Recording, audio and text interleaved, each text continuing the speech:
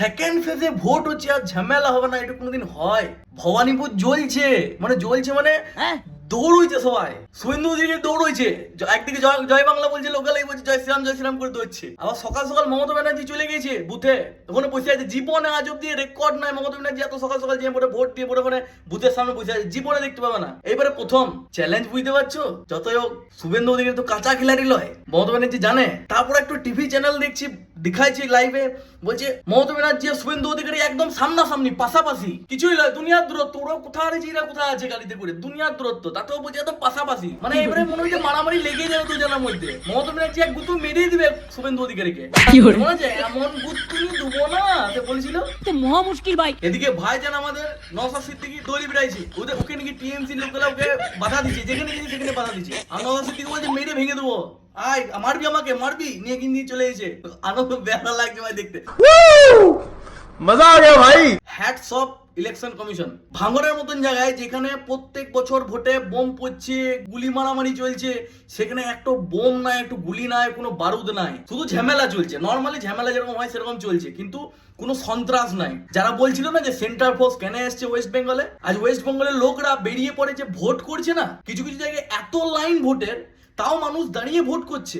আর ভগবানও সাথ দিচ্ছে ভোট করার জন্য। এবার বলছো কেন? বলো আজকে বৃষ্টি পড়ছে, রোদ উঠে নাই, লোকে যে গরমে একটু হাঁপায় যে তারও পরিস্থিতি নাই। ভাই তুমি যাও, বৃষ্টিতেও লোকে ভোট দিচ্ছে দাঁড়ায় পরে, ঠান্ডা করে দিচ্ছে মৌসুম একদম। ভগবানও বলছে যাও বেরিয়ে পড়ে ভোট করো, কিন্তু ভোট করো। আরেকটা ঘটনা দেখলে, বেয়ারা ঘটনা, মানে ভোট চুরি করার কত উপায় হতে পারে। ফালাকাটা না কি একটা জায়গার নাম, ডায়মন্ড হারবারের মধ্যে পড়ছে, সেইখানে বিজেপির যে প্রতামড, ওইখানে সেলো টিম মেরে দিচ্ছে, তুমি টিপতেই পারবে না। একটা লোক এসে বলে যখন বিজেপিতে ভোটটা দিতে এসে তখন বলছে সুইচ তো বন্ধ করে রেখে দিনছো, সুইচ টু কই, ভিডিওটা তোমরা দেখেছো অনেকে, এরকম কেস হচ্ছে। কি বলবো আর, क्या बोलूं मैं इस पे। আবার কিছুজনকে চ্যাংদোলা করে নিয়ে নিয়েছে। একজন কমেন্ট করছে মোড়া আর সোলাকে যখন কিছুজন পিঁপড়ে নিয়ে যায় সেরকম লাগছে দেখতে।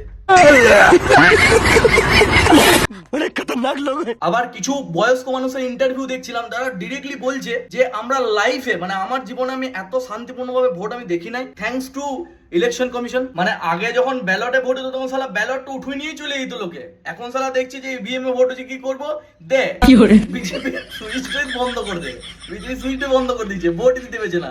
ভাগ্যিস ওই লোককে এসে ভিডিও বানাইলো বলে। ভবানীপুর কেন্দ্রে একটা বুথে একটা মহিলা তো ওপেনলি বলছে, और हम चाहते हैं मन खोल के कम से कम कह सके जय श्री राम। बहुत हो गया, मर रहे हम इस शहर में। क्या बोले? गला दबा के हम अल्लाह अकबर बोल सकते हैं, लेकिन जय श्री राम नहीं बोल सकते। क्या गुनाह किया है हमने हिंदू होके? আবার অনেকে বলছে ঝালমুড়ি খেয়ে পরে ভোট দিতে গিয়েছি।